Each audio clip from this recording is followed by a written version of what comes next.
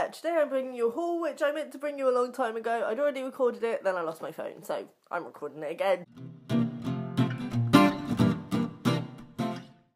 I've got a few hauls to do, but I think I'm going to break them up.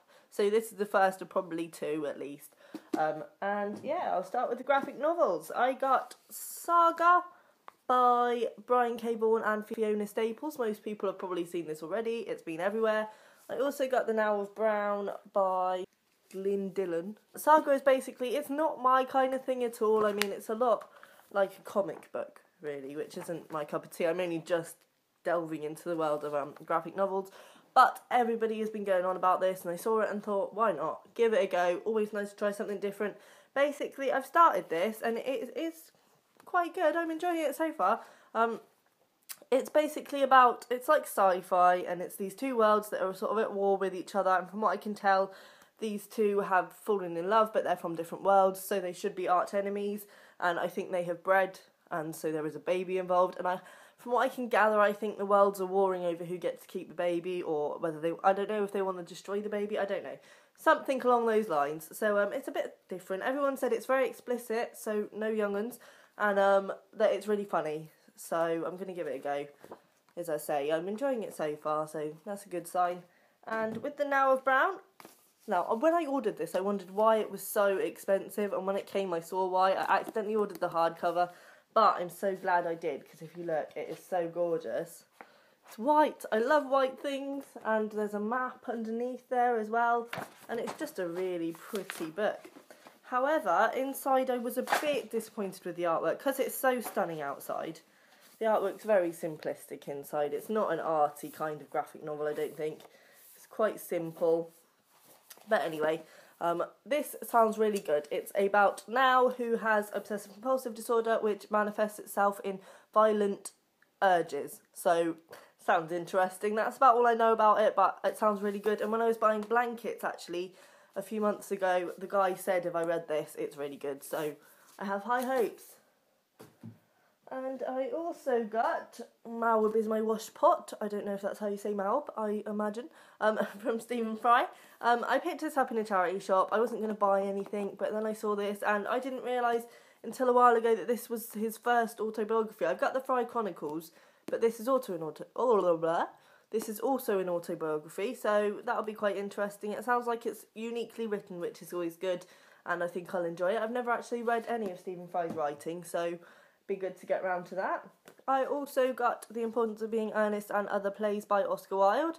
I haven't ever read a play, so I'm a bit nervous, but I'm going to see The Importance of Being Earnest at the end of September, and I just thought I'd give it a read before I went there, and I love Oscar Wilde, so hopefully I'll enjoy these, and it'll be interesting again to try something a bit different. Then I have Patrick Ness's Monsters and Men. I still haven't read The Ask and the Answer, though I am meaning to get round to it maybe this month or the next. If anyone doesn't know, the Chaos Walking trilogy is basically about a world where everyone can read everyone's thoughts and stuff happens. I don't want to ruin it. So yeah, everyone knows anyway. So I'll look forward to that one. That was actually a really nice gift. Nice surprise, which is always good when books are involved. I also got my first David Levithan, The Lover's Dictionary. Now, I've sort of been wary of David Levithan because I kind of branched him in with John Green, I think because they've written a few collab books, I don't know. But, yeah, and I'm not the biggest John Green fan, but I've flicked through a few pages of this and it sounds really beautifully written, so that's a good sign. It's basically, this is a really unique book. It would be so easy to read. It literally has no writing on each page, and it's basically a dictionary of all the words related with love, so I'll pick a random one. Indelible. The first night you took your finger and pointed at the top of my head, then traced a line between my eyes, down my nose, over my lips, my chin, my neck, to the centre of my chest. It was so surprising, I knew I would never mimic it. That one gesture would be yours forever. So, yeah, it's just like a little dictionary entries of their relationship, which sounds really, really sweet, so I'm looking forward to that one. And hopefully I'll become a David Levithan convert. We never know. I also got Harry's Last Stand by Harry Leslie Smith. Now, I first saw this on Just Kiss My Frogs video. I will link her channel down below. She's been involved in the publication, etc. of this, and she's raving about it at the minute. And it sounds like, again, a different thing. I'm delving into depths at the moment, but it sounds interesting. It's basically about this man has lived through war and everything else, and he's a bit of a political person, and he's basically just ranting about the fact that the kids these days have no idea what he went through, what his generations went through, and how it's all been for nothing because we don't vote anyway, if you think about it. Like, in the war, they were fighting for our freedom to choose who ran our country, and yet we don't have that. Bother, we don't care. So yeah, it'll be interesting to read because I don't vote, and I think I should start voting. My boyfriend's very politically minded, so he gets really mad at me, but I don't know anything about these things, so I think this will be a good starting point for me. I have heard it is very, very political, so if you're not into that kind of thing or don't want to get into that kind of thing, I wouldn't recommend it, but I think it'll be good for me at this point in my life. I also got Shatter Me by Tahira Mafi. Everybody's read this. Again, behind the bandwagon. What can I say? This is a problem when you have a massive TBR. You don't get round to books until everybody else has already read them.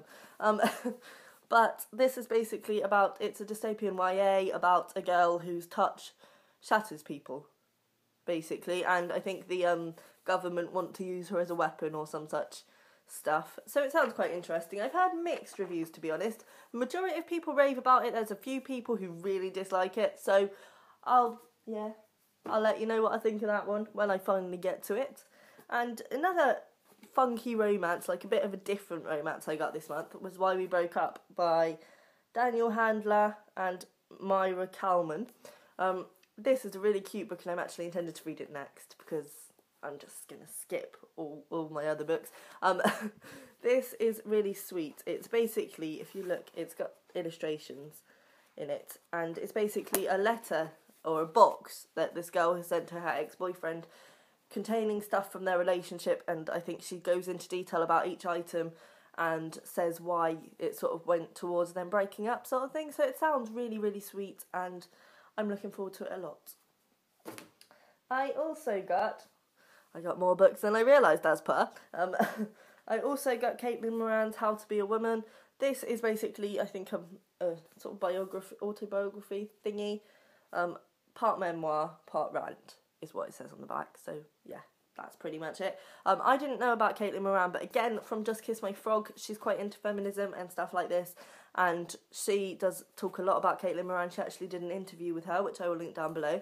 And that kind of got me into thinking I would like to read this, because I don't think it's staunch feminism. I think it's just meant to be like a bit of a funny quip about women and the way women are treated. So I think that'll be interesting, and everyone said it's hilarious, and Caitlin Moran seems like a really nice woman, so yes, I'll be getting around to that. She's also got a new book out, so I kind of want to get around to that, so I bought this one to begin with.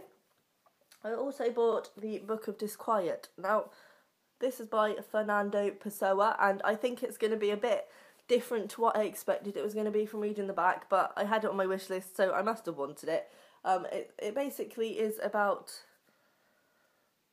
I think it's about not being happy in your job, and this guy is not happy in his job, so he writes a load of letters or journal entries about why he's not happy, and I think it's just about him getting out of that situation and becoming happy with his life. From what I can tell, it sounds quite unique, quite different. I think it'll be good. I think it'll be a good one to read just to give me a bit of inspiration in life, do you know what I mean? So yeah, that'll be fun. I also got A Girl as a Half-Formed Thing by Ima McBride. Now, I have heard of this.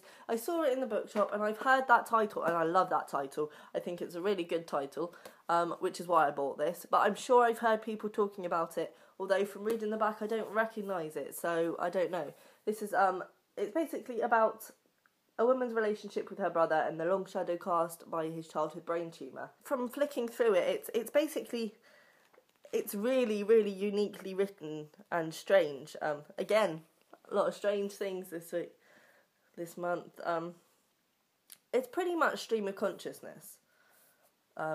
So it's going to be a bit difficult to read, I think. Not an easy read, definitely, although it's only thin. But I think it might be a bit of a beast to get through. But I'm looking forward to it anyway.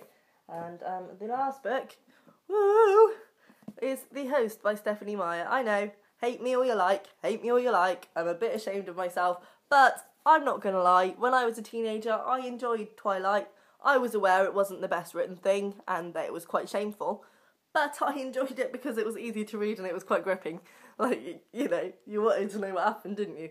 So, I picked up The Host because I've heard a few things about it recently where people are saying it's really, really good. It sounds pretty much the same vein as Twilight, about an invading soul in a woman's body. But yeah, I think easy read, summertime, so why not? Why not? So that's everything. Sorry if this has been a bit rushed and I've not been witty with it, but I've done this before, so yeah, bye.